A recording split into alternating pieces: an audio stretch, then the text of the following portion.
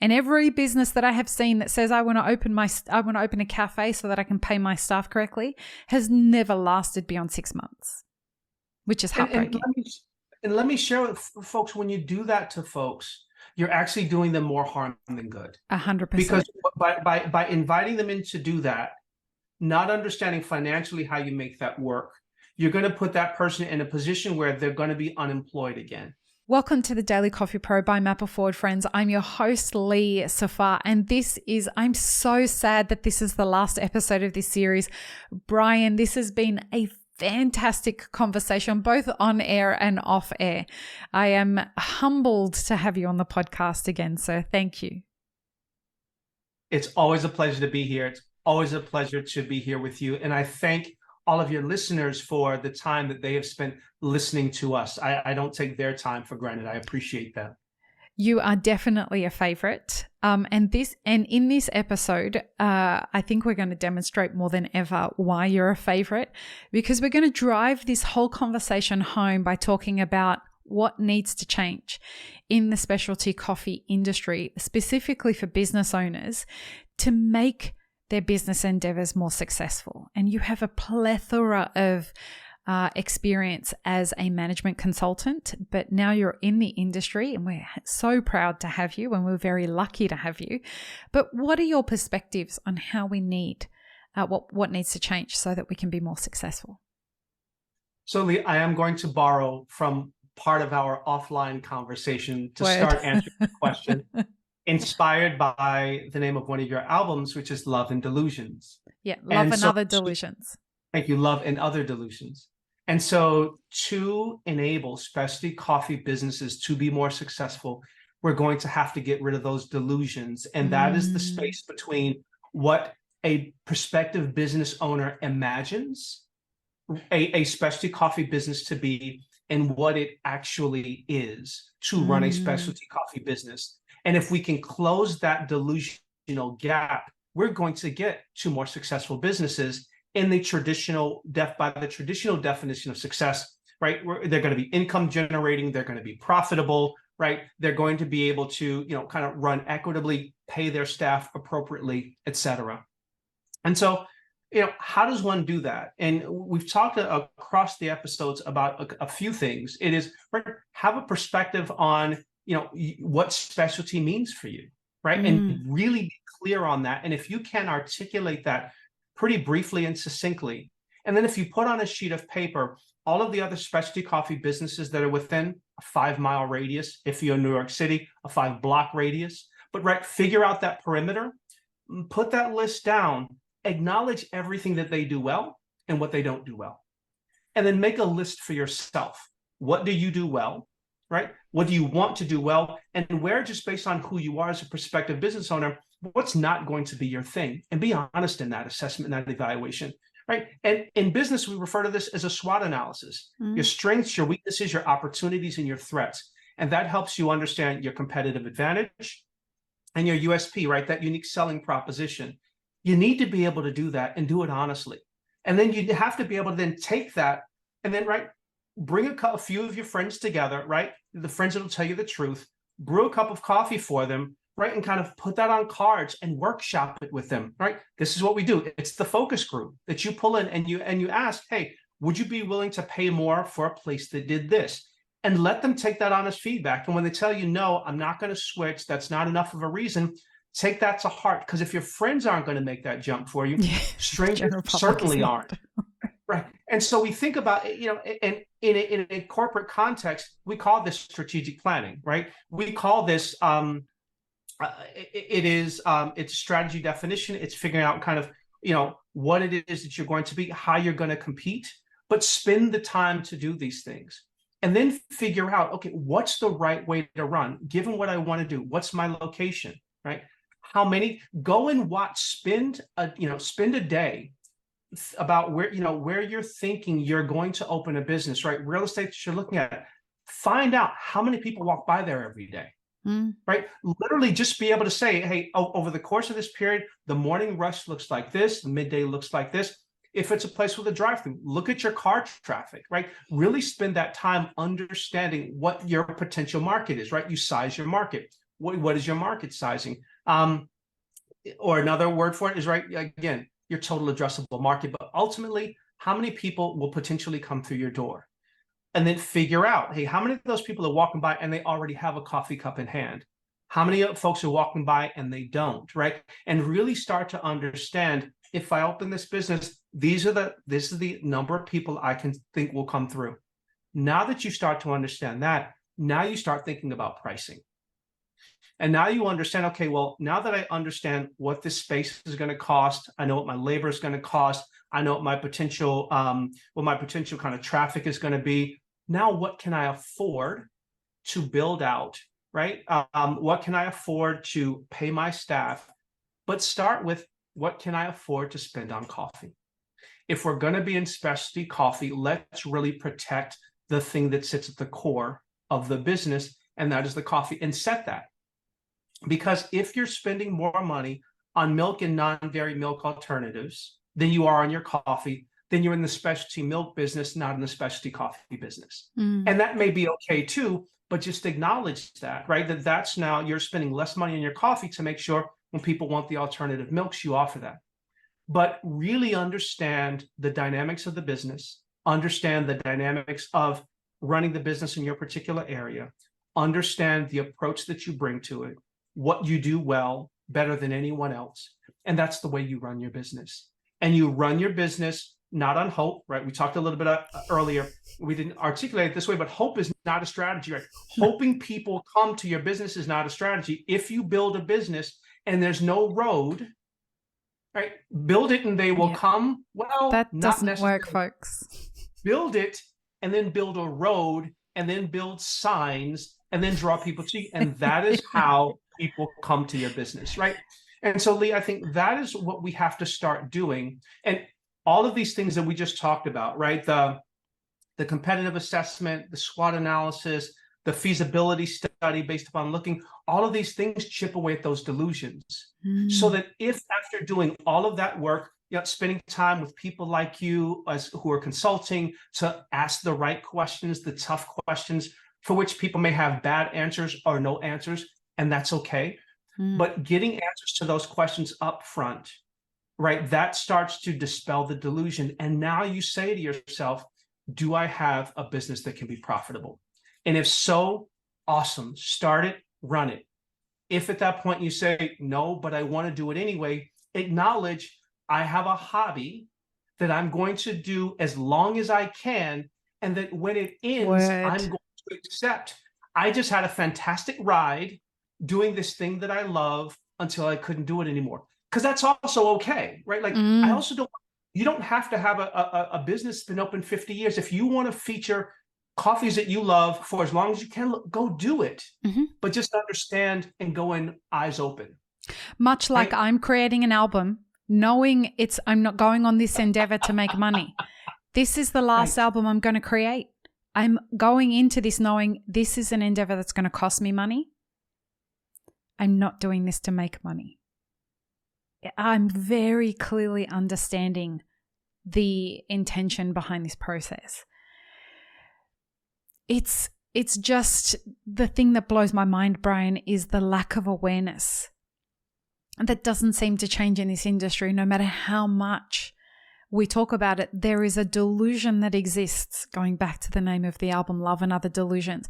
There's a delusion that exists in specialty coffee and in the coffee industry in general, that opening a business today is as profitable as it was opening in the 90s. And it's not, folks. Like, the fact that so many coffee shops exist seems to be a justification for more people to open coffee shops, which perpetuates the problem. When it's the very thing that should say to you, if so many people are doing it, spend more time, pause. Yeah. And ask yourself, hey, if so many people are doing it, why am I doing it? Yeah, 100%. And then I encourage people to think about as well as, hey, if what you want to do is serve the coffees you love, look for partnerships. Maybe there is, there's a boutique hotel that could be open to you, someone coming in once a week to brew these coffees. Maybe there is a local record store. Maybe there is a flower shop, right, where you could go in and park. So the idea that one has to be a standalone business, there are other models that could work for someone. You know, I think about a dear friend, he'd become a dear friend, but Nigel Price. Nigel started with a coffee cart in front of the Brooklyn Museum of Art on Flatbush Avenue, on Eastern Parkway. And that's where I met him. And so and then because that went well, Nigel expanded, right? And he expanded, and then that went well. He had another opportunity and he expanded. But the idea is you don't have to start with this, $350,000 build out. Oh, if you're lucky. Right. Like if you really want to, what you want to do is passionately brew the best coffee possible, find other models that say, I don't have to sink all that capital into a build out. I can spend the money buying the coffee, right? Buy my temporary setup. And you can do that on the weekends like a kid runs a lemonade stand, right? As an adult, go run the highest end specialty coffee mobile cart you possibly can for 16 hours a weekend, and then go do something else, right? So the freedom and the creativity that people come into specialty coffee with, that impulse, it's like at that point, though, we turn it off. We don't bring that same creativity into the manifestation of the business. And that's the invitation I would offer to someone who's thinking about it. Two things: be creative in the design of the business and do your due diligence before you start. Word. And that due diligence can be in the form of numbers, or it can be in the form of the practical application of it. I get a lot of kids, I do a lot of public speaking, and I get a lot of kids come up to me that want to open a cafe. And they're like, what advice do you have for someone who wants to start their first cafe? My advice is go and start a pop-up. Get a table from a hardware store, get a tablecloth, go and buy a Chemex or an AeroPress or something like that with your own money and draw up a very basic business plan. I'm going to have this coffee shop out the front of my parents' house every Saturday and every Sunday for the next month. Right. I'm going to fund it myself, or I'm going to borrow the money from somebody, and I'm going to figure out how I'm going to pay that back over a certain amount of time. And I'm going to see if I can attract people to this, not just because they feel sorry for me, but how can I turn this into something that becomes profitable over the space of a month? That is a really wonderful way to learn how to do business. It's inexpensive, and let me tell you, if you put that business plan together on paper and go to anybody and say, will you invest in my business? It's going to cost $200. Everyone's going to back you on that. Everybody's going to conspire to your success. Why? Right. Because you're putting in the work to build it from the ground up, and you're not being delusional. You are trying. But these people who are like, I'm piecing out of corporate, I'm going to mortgage my house, I'm going to build a cafe for $750,000 fit out, and they're just going to come because I've got the best business model that can happen. Bro, that doesn't work. I have seen hundreds and hundreds of people who have taken that approach and then come back to me later and said, I wish I had listened to you. I shouldn't have done that. And it breaks my heart every fucking time. Right. Because with a few well-placed questions and some honest conversation, things could have gone completely different. I love the question. People come to you, you suggest that it's the pop-up. And for me in that conversation, it is, as you're starting the pop-up, it's, hey, what are the businesses around you missing? Yeah. That what void in the market are you going to fill? And if you don't have a good answer for that, right, then other than, well, I worked at this cafe, I didn't like, right? The fact that you didn't like working at another place is not necessarily the reason to go open another business. No, it's such a flawed business plan. Right. But like you, and so that's the thing. It is understanding, it's the passion and the romance that brings this desire to go and open this business. But then you have to, the singular focus.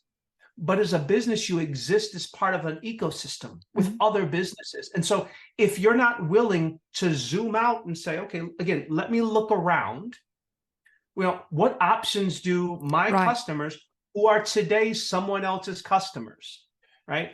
So what am I going to offer that's missing today? And so if prospective business owners can only talk about their idea and can't talk about the market in which they're going to operate, that for me is another early warning indicator that business 18, 24 months after opening. Tops. It is.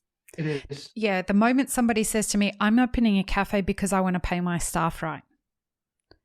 Folks, that's not a business strategy. That's got nothing to do with a customer or a USP or anything that's going to lead to a business that's going to last long enough for those people to actually be employed long term. Friends, World of Coffee Dubai is back in 2024, and I am proud to announce that the Daily Coffee Pro by Mapper Forward will be the official podcast partner for World of Coffee Dubai for the second year in a row. The Roasters Village will be a one-of-a-kind destination for all things coffee. As an exhibitor, introduce your artisanal roasts to an international audience and gain valuable insights from their perspective. Visitors, immerse yourself in the celebratory coffee culture experience by sampling exclusive cups poured with passion from cafes worldwide and absorb insights that will elevate your own appreciation of all things coffee.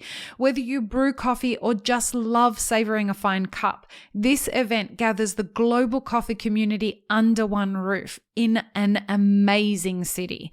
Join us at World of Coffee Dubai in 2024 at Dubai World Trade Center from the 21st until the 23rd of January. Tickets are available at dubai.worldofcoffee.org, or you can contact us on social media for any questions that you might have at mapforward.coffee. Get your tickets now, folks. Come see the podcast being recorded live, and we hope to see you in January in Dubai for World of Coffee. And every business that I have seen that says I want to open a cafe so that I can pay my staff correctly has never lasted beyond 6 months, which is heartbreaking. And let me share with folks, when you do that to folks, you're actually doing them more harm than good. 100%. Because by inviting them in to do that, not understanding financially how you make that work, you're going to put that person in a position where they're going to be unemployed again. And so if you think long term, right, how that works, the good intention, and I fully acknowledge the desire to pay staff properly is the right intention. Mm-hmm. But good intentions do not make good business models. No. They make good intentions. And so please, for the sake of those friends and for the sake of the coffee professionals that you want to properly compensate, opening a cafe to simply do that, that's not the way. No, I love it. I love it. Brian, I can't thank you enough. I can't wait to have you on the podcast again. It hurts my heart that the conversation has come to an end. I love talking to you. Our listeners love listening to you. Thank you again. Tell people where they can find you and connect with you. Cool. Again, Lee, thank you to all of the listeners who have made it through all of the episodes. Thank you all so much. We are a community. Lee, the one thing I will ask you to promise me is that we will never come to the end of our conversation. It'll just can promise you that until the next word. But yeah, if you're interested in connecting, I am on X, I am on Instagram, I am on Threads, still as Coffee Adjacent.